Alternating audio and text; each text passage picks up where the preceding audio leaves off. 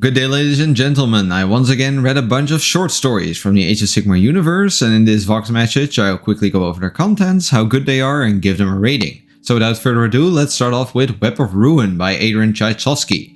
Now this is a story about a group of slaves of darkness that follow the Eightfold Watcher. You may know these guys as the Tarantula brood models from Warcry.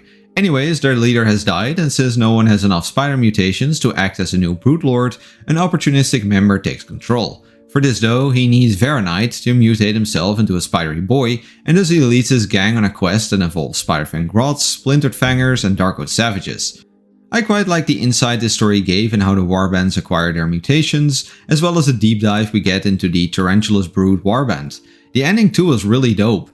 However, the characters aren't particularly memorable, and there is too much bolter porn for my liking, so I'll go with 4 to 5 stars.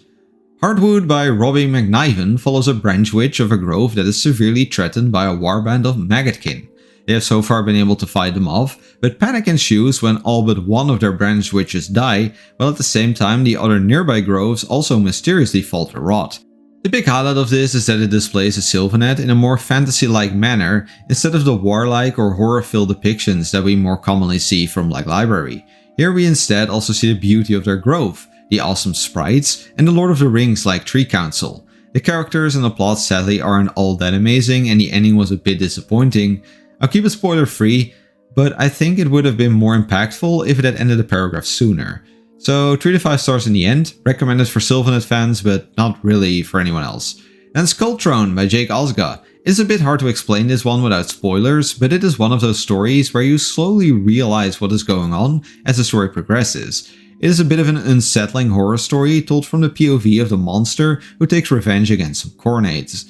I initially disliked it because of how confusing the beginning is, but this is mostly cleared up as more pieces of the puzzle fall together. Regardless, I do feel like it would have been a better fit as part of a larger novel or as part of a short story series because of it. Can't say much else without spoilers, but it is entertaining for sure, so 4 to 5 skulls.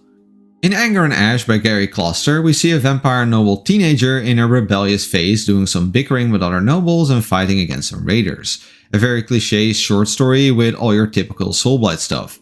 At some point it is hinted that there's something weird going on with the main character, which kind of piqued my interest, but sadly that wasn't mentioned again. Also, I was a tad annoyed at how this story has different first-person perspectives without any indication of when they switch. 2 to 5 Blood Knights. However, the plot thickens as the previous story continues in The Ways, the Worm and the Witch. This is a direct sequel and a big improvement at that. After the events of Anger and Ash, Nyssa Valari is now stuck with a screaming voice in her head, and at the end of her wits she sets off on a quest to find a way to remove this spirit or whatever else it is that is haunting her. Pretty basic adventure story, but it is interesting to see how Nyssa's seeming insanity puts the other vampires on edge. These stories also form a prologue for the last Valari novel by Gary Kloster, so while this gets 3 to 5 fangs, it is still worth reading them if you want to pick up the novel. But on the side note, if I had a glimmering for each wandering Soulblight that hears the voices of their dead buddies, I'd have 2. Which is not that much, but considering we have like 4 vampires in Age of Sigmar that get novels, it is weird that 2 have the exact same gimmick.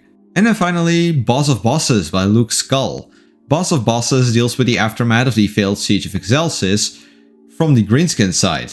Gordrakk is of course the biggest baddest greenskin that ever lived, but after getting his teeth kicked in by Cracknose and after suffering an embarrassing defeat at the hands of Marathi, the Horde is severely questioning his leadership.